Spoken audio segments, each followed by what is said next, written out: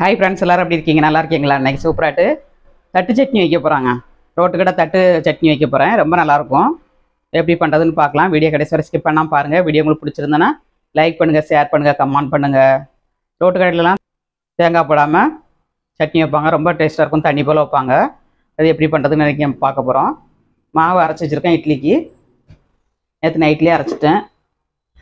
இன்னும் புளிக்கல. கொஞ்சம் புளிக்கணுங்க. இன்னும் கொஞ்சம் புளிச்சிருச்சுன்னா நமக்கு அவிக்கிறதுக்கு ஈஸியாக இருக்கும்னு 1 மணி நேரத்தில் புளிச்சிரும். நம்ம சட்னி தாளிக்கவும் அது புளிக்கவும் கரெக்டாக இருக்கும். நம்ம அவிச்சிடலாம். இட்லியும் தட்டு சட்னி வைக்க போகிறாங்க. எப்படி பண்ணுறதுன்னு பார்க்கலாம் வாங்க வீடியோக்குள்ளே. இப்போ தட்டு சட்னி வைக்கிறதுக்கு வேர்க்கடலை, பொட்டுக்கடலை எல்லாம் எடுத்துக்கிடலாங்க. ஒரு 50 கிராம் வேர்க்கடலைங்க, ஒரு 2-3 ஸ்பூன் பொட்டுக்கடலை. இது வந்து தாராளமாக 4 பேர் 3 பேர் சாப்பிட்லாம். அதுக்கு தகுந்தபடி எடுத்துருக்கேன். இப்போ தட்டு சட்னி வைக்கிறதுக்கு தேவையான பொருள் வந்து மல்லித்தழை, கருவேப்பிலை தழை, பூண்டு, பச்சை மிளகாய், வேர்க்கடலை, பொட்டுக்கடலை எல்லாம் எடுத்து வச்சுங்க. இப்போ எல்லாம் வறுத்து எடுத்துக்கலாம். லேசாக வறுத்து அரைக்கணுங்க. கொஞ்சோண்டு எண்ணெய் ஆட் பண்ணிக்கோங்க. இப்போ வந்து பச்சை மிளகாய் போட்டுக்கலாம். நம்ம ஃபஸ்ட்டு பச்சை மிளகாய் வந்து லேசாக கீரி போடுங்க, இல்லை டப் டப்னு தெரிச்சிரும். இந்த மாதிரி லேசாக அப்படி கீரி போட்டுக்கோங்க.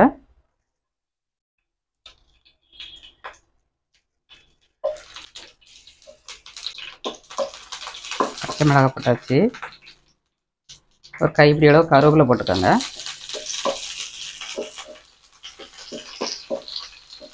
பூண்டுங்க, ஒரு 4-5 பல்லு பூண்டு. லேசாக வதக்கினா போகிறோம்.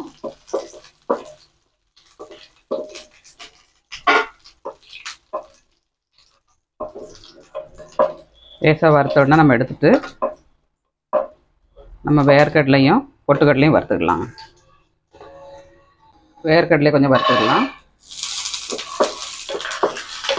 வறுத்த கடலைனாலும் லேசாக வறுத்துக்கோங்க. அப்போ தான் அந்த டேஸ்ட் வந்து ரொம்ப நல்லாயிருக்கும். வறுத்தது வந்து கொஞ்சம் நமுத்து போய் இருக்குங்க. அதனால் நம்ம ஃப்ரெஷ்ஷாக கொஞ்சம் வறுத்துக்கிட்டோம்னா ரொம்ப நல்லாயிருக்கும். சட்னி வந்து கொஞ்சம் வறுக்கட்டும். வேர்க்கடலை நல்லா வறுத்துருச்சு. பொட்டுக்கடலை போட்டுக்கலாம்.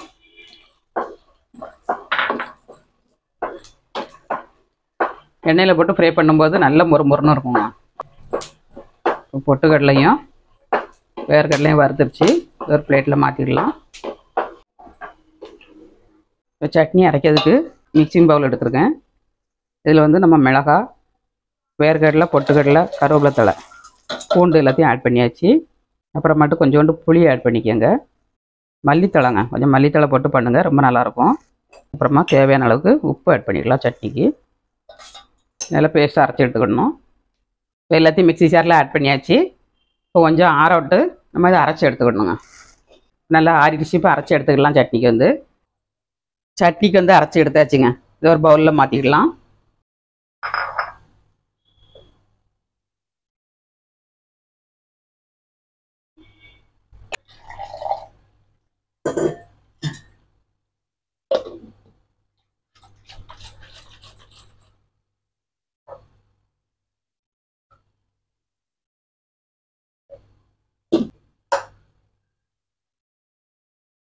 அளவுக்கு தண்ணியாக வச்சுக்கோங்க.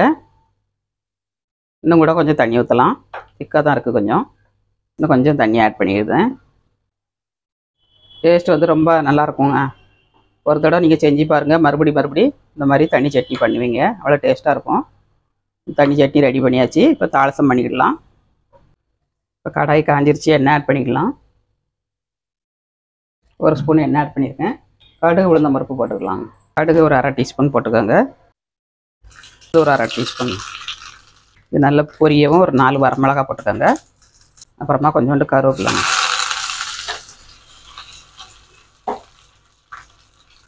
சின்ன வெங்காயம் போட்டு தாளிக்கலாம். தாளிங்க, ரொம்ப நல்லாயிருக்கும்.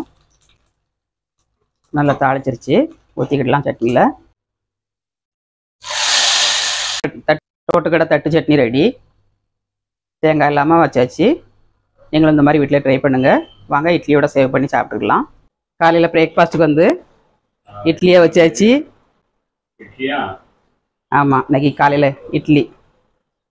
இன்னைக்கு வெள்ளிக்கிழமைலாம் அதனால் இட்லியை வச்சுருக்கேன். பிச்சுப்பூ இட்லி எவ்வளோ சூப்பராக வந்திருக்கு பாருங்கள். இட்லி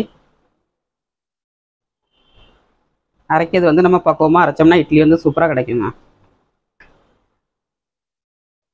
இதுக்கு ஒரு சட்னி வச்சுருக்கேன், ரோட்டுக்கடை சட்னி, தட்டு சட்னி.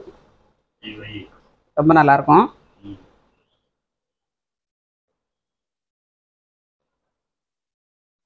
இந்த மாதிரி நீங்களும் வீட்டில் ட்ரை பண்ணுங்கள். சட்னி சூப்பரான இட்லி சாப்பிடுங்க. டேஸ்ட் எப்படி இருக்குன்னு பார்த்து சொல்லுங்கள்.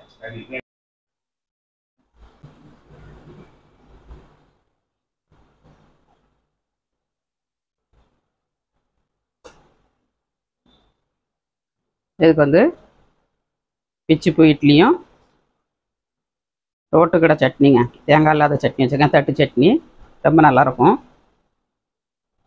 இந்த மாதிரி நீங்களும் வீட்டில் ட்ரை பண்ணுங்கள். ட்ரை பண்ணிட்டு எப்படி வந்துச்சுங்க அதை கமெண்ட்ஸ் பண்ணுங்கள். சூப்பராக இருக்குங்க டேஸ்ட் வந்து.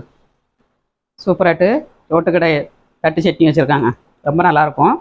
இந்த மாதிரி நீங்களும் வீட்டில் ட்ரை பண்ணுங்கள். ட்ரை பண்ணிட்டு எப்படி வந்துச்சுங்க அதை கமெண்ட்ஸ் பண்ணுங்கள். டேஸ்ட் எப்படி இருக்குன்னு பார்க்கலாம்.